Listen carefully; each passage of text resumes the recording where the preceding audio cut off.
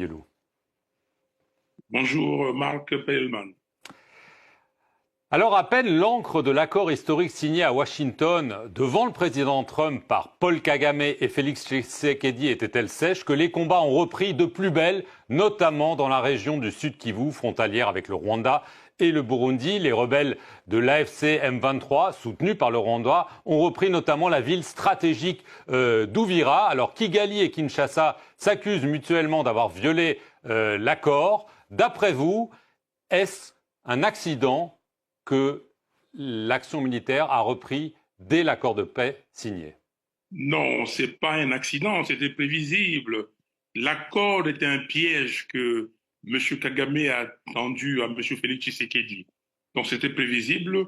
M. Kagame, voyant les sanctions européennes, les sanctions américaines depuis début janvier et la résolution 2773, donc il a voulu essayer de se sortir de toutes ces sanctions et de cette résolution des Nations Unies.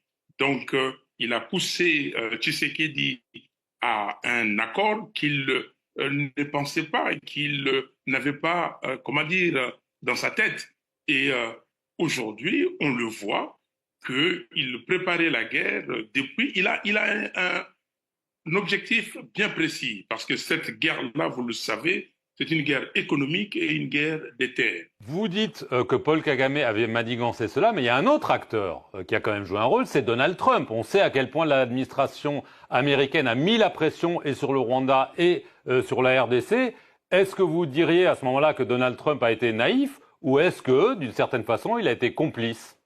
Non, je ne dirais pas qu'il est complice, il a été complice. Je dirais simplement que Donald Trump voulait signer son accord de partenariat stratégique RDC-USA et ça, il l'a eu et il voulait certainement faire avancer les choses, mais il n'est pas dans le cœur de M. Kagame parce que la crise que nous qualifions de crise sous-régionale, parce que cette crise est une crise internationale.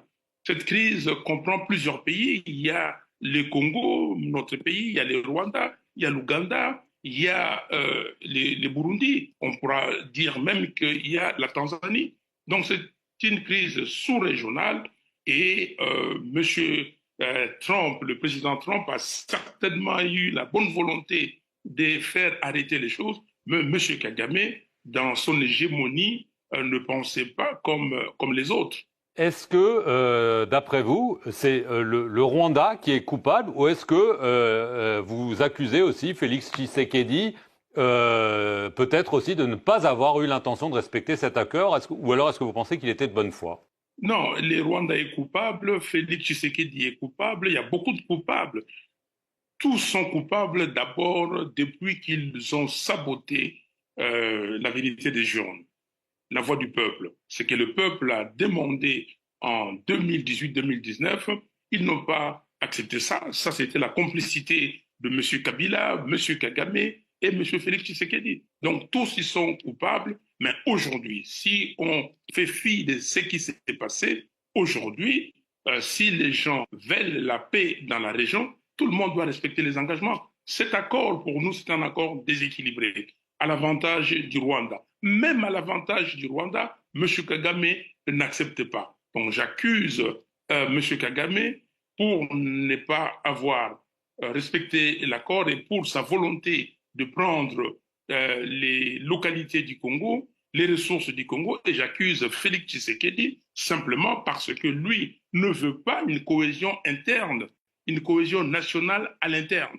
Nous avons dit à M. Félix Tshisekedi, ce qu'il nous faut, c'est le dialogue national inclusif pour que tous les enfants du Congo parlent le même langage et voir comment affronter cette crise ensemble. D'après vous, quel est l'objectif que vous assignez à Paul Kagame? On a parlé des Kivu, certains parlent du Katanga. Est-ce que vous craignez, Martin Fayulu, une partition de la RDC? Est-ce que aujourd'hui, ça devient quelque chose de plausible? Non, mais c'est depuis longtemps que j'ai écrit et j'ai dit à tout celui qui veut m'entendre que l'objectif est la balkanisation du Congo. M. Kagame ne viendrait peut-être pas partout, n'ira peut-être pas partout, mais il a besoin des Kivu et peut-être Museveni va s'occuper de l'Ituri et les autres vont s'occuper d'autres contrées. Donc, ce qu'il y a là, c'est l'intégrité territoriale du Congo qui est menacée. Donc il faut arrêter, et c'est pour cela que je demande à la communauté internationale, elle peut arrêter ça. Je demande au président Trump, lui peut arrêter, c'est-à-dire de reprendre les sanctions contre M. Kagame et le Rwanda et de dire à tout le monde que la résolution 2773 doit être strictement appliquée. Cette résolution est claire. Donc on demande au Rwanda de cesser tout soutien au M23 et AFC. On demande à l'AFC et M23 de quitter toutes les positions qu'ils ont conquises depuis Goma, Bukavu et tout le reste. Donc c'est très simple. Si le monde, si les Nations Unies veulent aider à pacifier la région, à résoudre cette crise, je crois qu'il n'y a pas 36 solutions. La solution, c'est la résolution 2773. La solution, c'est les sanctions à Kagame et à l'interne ici, parce que nous avons aussi notre responsabilité. C'est la cohésion nationale. Allons au dialogue. Félix Tshisekedi et les évêques et les pasteurs doivent convoquer la réunion pour ce dialogue national inclusif. Est-ce que, d'après vous, parce qu'il y a un autre processus, le processus de Doha, par lequel l'AFC M23 discute avec le gouvernement de Kinshasa, est-ce que, d'après vous, c'était une erreur et qu'aujourd'hui, il faut abandonner ce processus de Doha? Oui, tout à fait. Nous avons dit que c'était une erreur, mais comme on dit, le vin est tiré, il faut le boire. Nous avons dit que le processus de Doha n'avait qu'un objectif. Comment avoir le cessez-le-feu? Deux, comment mettre en application la résolution 2773? Si les belligérants s'étaient entendus pour arriver à cela, on ne pourrait pas dire que c'est un échec. Mais aujourd'hui, je ne vois pas la nécessité de ces processus de Doha. Nous avons dit qu'il nous faut un processus le plus important. C'est le processus de Kinshasa. Parce qu'aujourd'hui, on fait comme s'il n'y avait pas de Congolais. Le peuple congolais est complètement oublié. Il y a 10 millions de morts qui sont morts, et le président Trump l'a dit. Il y a plusieurs millions de Congolais qui sont déplacés, qui sont réfugiés, qui meurent comme ça. Donc, il faut que les Congolais qui sont au Congo, qui n'ont pas pris des armes, qui ont un mot à dire, ils doivent quand même participer à la résolution de cette crise. Et c'est pour cela que nous disons tous, et les belligérants, et les tenants du pouvoir aujourd'hui, et ceux qui ne sont pas au pouvoir, ceux Congolais de la société civile, des partis politiques, nous devons tous nous rencontrer, asseoir autour d'une table et voir quelles sont les causes profondes de cette crise, qui est une crise régionale, mais dont les drames se déroulent sur le sol congolais.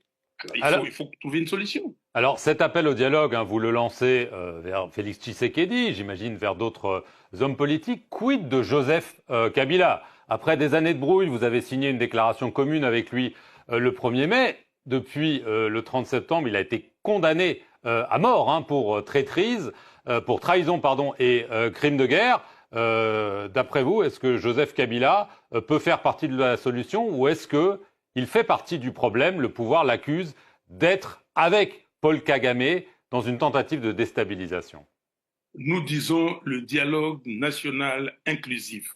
Donc, toute personne, tout Congolais, Kabila a géré ce pays pendant 18 ans.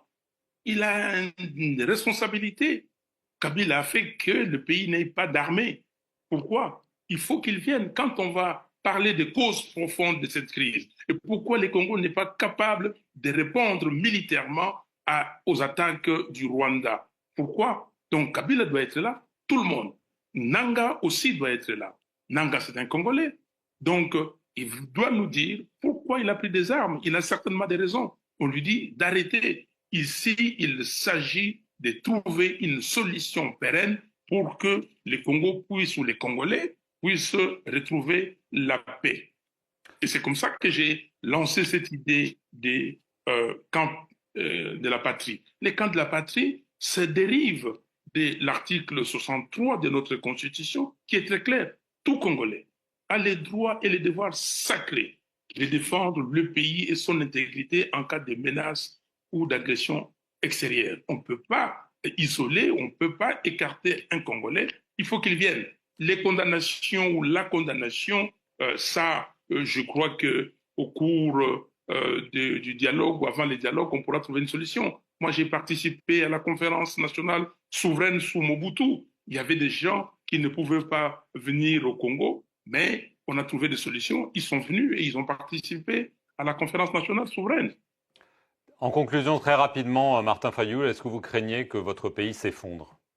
Mais il y a des raisons de craindre l'effondrement, la balkanisation et la dislocation du Congo. Je crois que si Kagame est un proxy, on lui a donné cette mission. Oui, ça c'est une crainte naturelle que j'ai en tant que Congolais, mais dans les têtes des Congolais, dans l'esprit des Congolais, non. Le Congo doit demeurer uni, indivisible, et c'est pour cela que nous demandons cette cohésion nationale. Il y a la cohésion. Ici, entre Congolais, il y a un sentiment de vivre ensemble, des Goma à Mwanda, des Kasumbalesa à Kinshasa et de partout.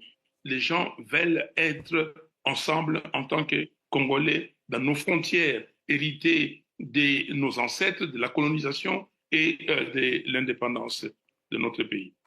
Martin Fayoulou, merci beaucoup d'avoir répondu aux questions de France 24 depuis Kinshasa et merci à vous.